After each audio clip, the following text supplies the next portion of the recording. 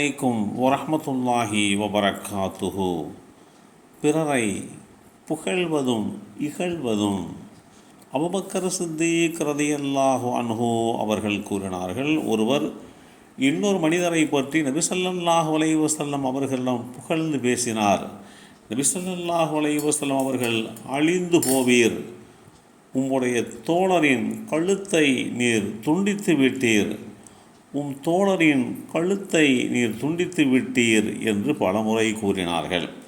பிறகு தன் சகோதரரை புகழ்ந்தே ஆக வேண்டும் என்ற நிலையில் உங்களில் இருப்பவர், இன்னாரை நான் இப்படிப்பட்டவர் என்று எண்ணுகிறேன், அல்லாஹுவே அவருக்கு போதுமானவன், அல்லாஹ் உண்மை நிலையை அறிந்தவனாக இருக்க அவனை முந்திக்கொண்டு, படைத்த இரட்சகனாகிய அல்லாஹுவை முந்திக்கொண்டு நான் யாரையும் தூய்மையானவர் என்று கூற மாட்டேன், அவரை இன்னென்ன விதமாக எண்ணுகிறேன் என்று கூறட்டும்.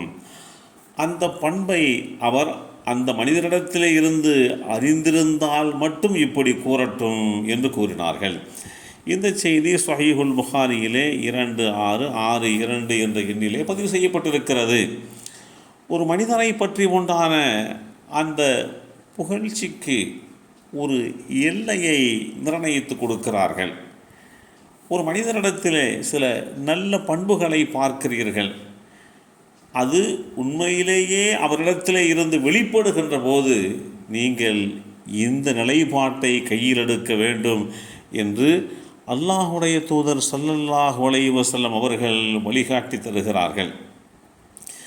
வேதமறை குர்ஆனிலே அல்லாஹு தஆலா அன்சாரிகள் என்ற மதீனாவாசிகள், முஹாஜிர்கள் என்ற மக்காவை பூர்வீகமாக கொண்டவர்கள், இன்னும் அவர்களை நல்ல எண்ணத்தோடு பின்பற்றியவர்கள், அவர்களை குறித்து புகழ்ந்து சொல்கின்ற போது அல்லாஹ் அவர்களை பொருந்தி கொண்டான், அவர்களும் அல்லாஹ்வை பொருந்தி கொண்டார்கள்.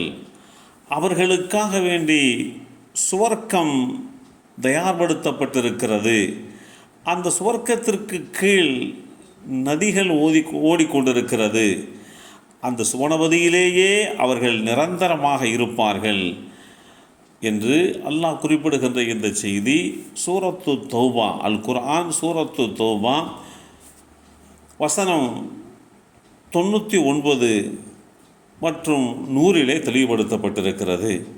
உண்மையிலேயே அந்த ஈமானிலே முந்திவிட்டவர்களாகிய மக்காவாசிகளும் மதீனாவாசிகளும் அவர்களை பின்பற்றியவர்களும் புகழ்ச்சிக்கு உள்ளாக்கப்பட்டவர்கள்தான். அவர்களுடைய புகழ் என்பது பொருத்தமான ஒன்றுதான். அதை அல்லாஹுவே இப்படி தெளிவுபடுத்தி காட்டுகிறான். அதேபோன்று நம் சமுதாயத்தை குறித்து ஹைர உம்மா, சிறந்த சமுதாயம் என்று குறிப்பிட்டு சிறப்பித்து புகழ்ந்து அல்லாஹு தஆலா குறிப்பிடுகிறான். இதுவெல்லாம் இயல்பாகவே குடிகொண்டிருக்கக்கூடிய நிலைப்பாட்டை அல்லாஹ் தெளிவுபடுத்தி காட்டுகிறான்.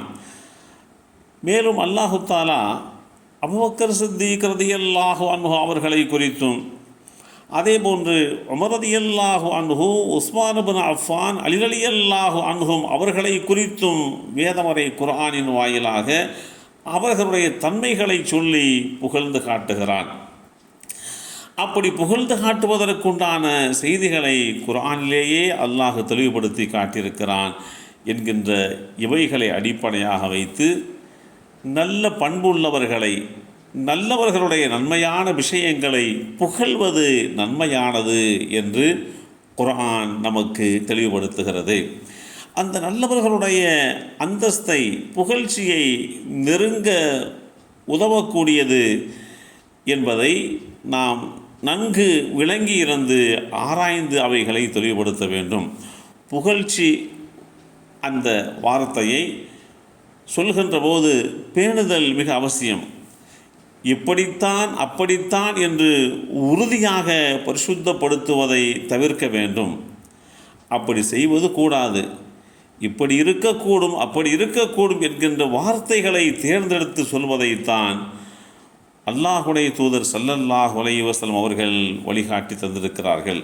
காரணம், ஒருவரை அளவு கடந்து புகழ்வது அவருக்கு நன்மை செய்கின்ற விஷயம் அல்ல, அவருக்கு செய்கின்ற நன்மை அல்ல. அது அவரை தற்பெருமைக்கு ஆளாக்கி அழிவு பாதைக்கு கொண்டு சென்றுவிடும். எனவே முகத்துக்கு நேராக புகழாதீர்கள் என்று கூட வழிகாட்டி தரப்பட்டிருக்கிறோம். இப்படி வேதமறை குர்ஆனும் அல்லாஹுடைய தூதரும் புகழ்ச்சிக்கு உண்டான ஒரு கட்டமைப்பை, ஒரு நிலைப்பாட்டை தெளிவுபடுத்தி கொடுத்திருக்கிறார்கள். அதேபோன்று தவறான போக்கை சமுதாயத்திற்கு உணர்த்தும் நோக்கில் இகழ்ந்து பேசுவதற்கு, அதாவது அந்த தவறை சுற்றி காட்டி பேசுவதற்கு அனுமதி உண்டு என்பதையும் குர்ஆனும் நமக்கு தெளிவாக எடுத்து சொல்கிறது. எல்லாம் வல்ல அல்லாஹு தஆலா உண்மை யதார்த்த நிலைப்பாடுகளை புரிந்து கொண்டு வாழுகின்ற நல்லோர்களாக நம்மையும் நம் சந்ததிகளையும் ஆக்கி வைப்பானாக. அஸ்ஸலாமு அலைக்கும் வரஹ்மத்துல்லாஹி வபரகாத்துஹு.